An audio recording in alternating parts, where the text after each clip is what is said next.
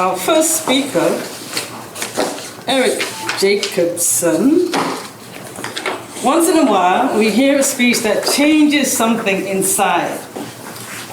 Something clicked for me and may change your life too. Heard it before? Hear it again for the first time. Here is ATM Silver and competent leader, Eric Jacobson.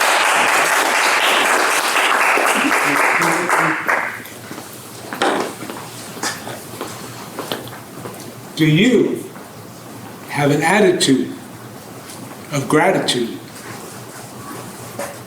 Listen to those words again. Do you have an attitude of gratitude? We go through life and we just go through the paces.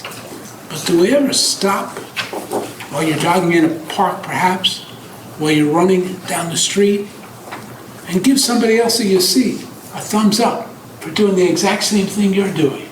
How powerful is that? How does that change that person that you're around?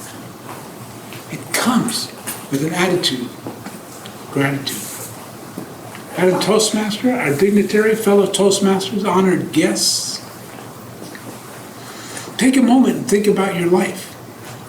Think about how we can change with the smallest wave of your hand or the smallest thumbs up to change somebody's day.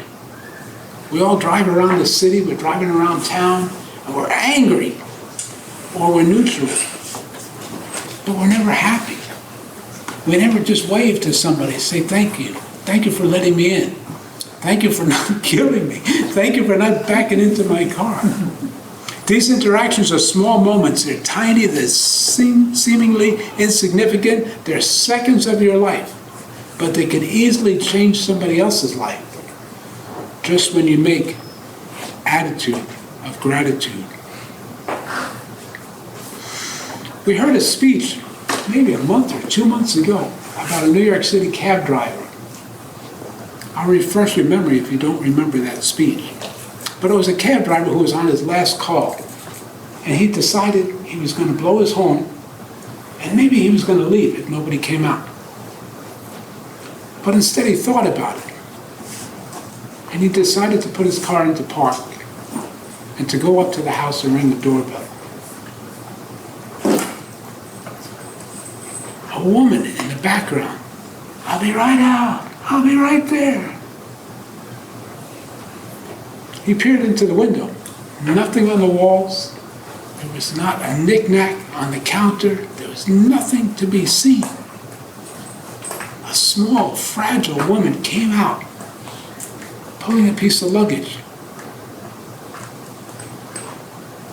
She said, "Would you mind taking the luggage to the cab?" He said, "No, not at all." He walked back up to the apartment and grabbed her arm and took her back into the cab. It was his last call of the day, and he wasn't in a rush to do anything. He said, "Where would you like to go?" She gave him the address, and he knew that address was a convalescent home. She said, "I'm going to hospice." Immediately, he took the meter on that cab and turned it off. An attitude of gratitude. Instead, he said, "Where would you like to go?" "Well, I have this appointment, but I'd sure like to go the long way." And the long way they did. They traveled throughout the city, and they stopped at different locations where she was engaged one time, where she met her husband one time, where they went to school.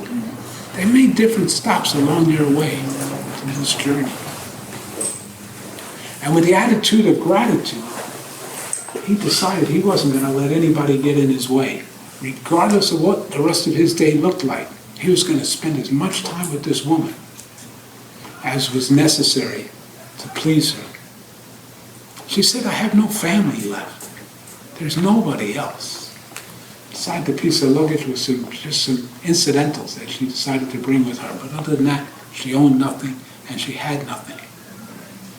She had nothing except the warmth in her heart, the gratitude in her heart for this cab driver. They pulled up to the convalescent home, and they were ready for her at the door. The woman got out of the cab and said, "What do I owe you?" The cab driver said, "Nothing. You don't owe me anything. I appreciate you taking me on this journey today to visit all of these places that were special to you. Because the fact that they were special to you, they're now special to me." And with that, they hugged. And they hugged for a long time. And she said, "God bless you." And he said, "God bless you as well." This attitude of gratitude, you just never know what it's going to change in your life or where it's going to bring you, what's going to happen next in your life. The most important thing is that make something happen. Take this attitude of gratitude and do what you have to do to make somebody else's life different. Why? Because it makes your life different as well. Madam Toastmaster.